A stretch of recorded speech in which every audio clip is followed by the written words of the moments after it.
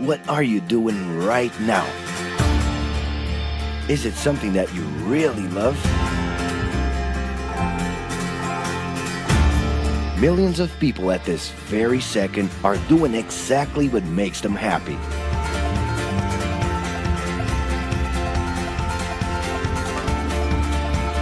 But wait a minute. You spend a big part of your life working. And any job has the potential to drive you insane. I think this is a good time for a break. But, of course, there's a bright side.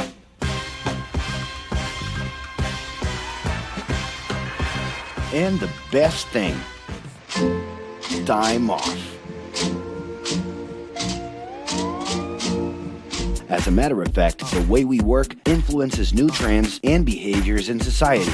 And if some things are new and different to you, and to everyone else, it's good to know that the ones who really captured the idea are those young millennials. Otherwise known as Generation Y, G, we, globalists. Okay. We know you heard about this. They represent a new workforce in the global market and have high aspirations. Half of them already have or plan to open their own businesses. Because of their digital, liquid, and collective mindset, they are affecting the way we produce and work in the future. Sounds complicated?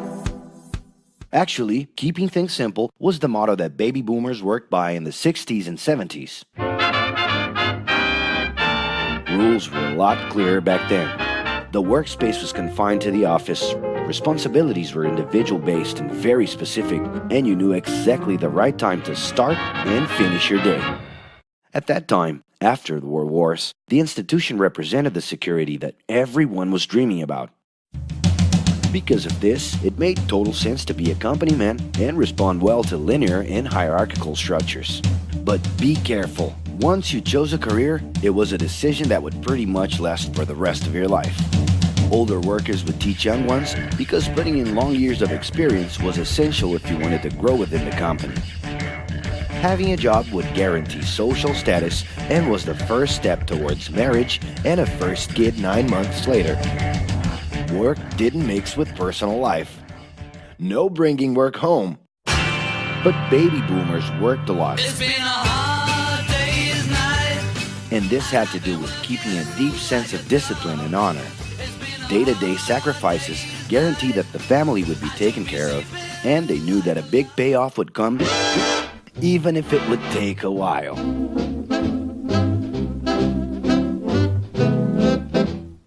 However, Generation X redefined the time relationship between work and reward. Super confident, extroverted, very competitive, and doing everything in their power to achieve quick growth, these guys were always on the lookout for better offers. A profitable idea could easily put them into a leadership position based on meritocracy without taking their experience into account. As they searched for more ways to personally stand out and be professionally independent, they relied on degrees, including MBAs and PhDs, to get ahead of their competitors. Pressure, pushing down on me, pressing down on you. No man has spoken. In this more individualistic style of thinking, a nice wardrobe and a business card could help them close better deals and expand their network. Being in the right place at the right time is what would define the work schedule. Business time was extended into the happy hour. This mix between personal and professional life turned a workaholic into someone who was admirable and even sexy. In the grace of your love. The winner was whoever could get onto the board of directors in the shortest time possible I can do anything if I can just get a chance. and thus immediately live out the pleasures of this achievement. You want the money, you control the witness. I leave you lonely, don't monkey with the business. But today the journey's a little different. It really seems more important to have fun on the ride than to make it to the final destination.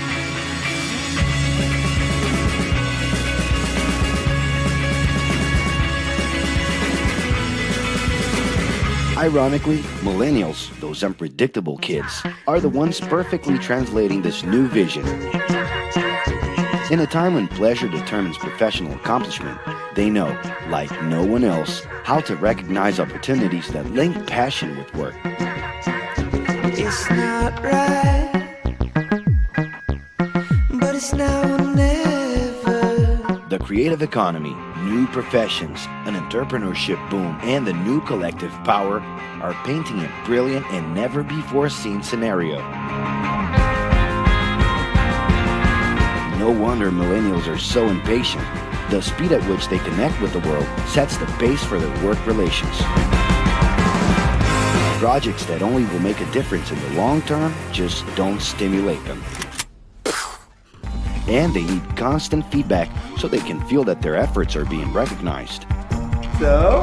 It's great. I love it. The traditional pyramid inside of companies doesn't really fit with these anxious young people. They're excited about working with older generations, but only if the relationship is on equal terms and with mutual respect. It's all about exchanging knowledge, no matter your age. Being that millennials find empowerment in discovering things on their own. It's natural for them to diversify their channels and seek out informal types of education instead of simply picking out a major. In the end, professional commitment is not just a norm.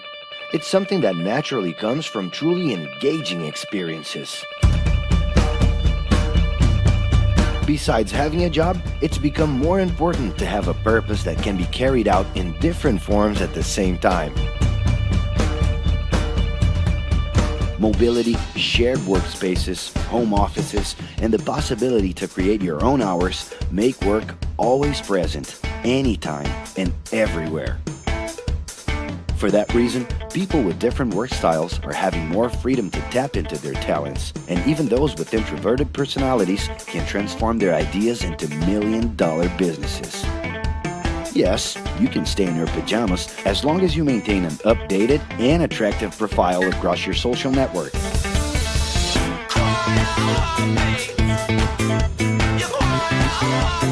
As you can see, flexibility is really the way to go.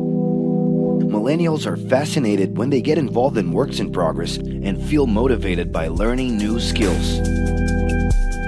They're excited about an open and forever beta world where testing and messing with something unfinished is the only way to create the new.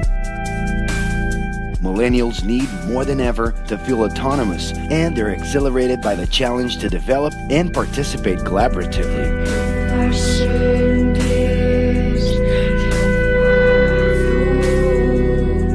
They can change direction quickly and don't let attachments hold them back.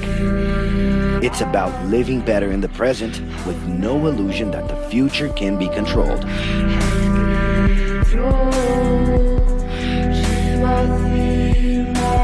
That's because of one simple thing. Whoever adapts more easily can evolve along with the changes. And if you feel overwhelmed by everything so far and are looking for the right answer, well, sorry. We're still going to ask you another question. Are you doing what you love right now? No. So start.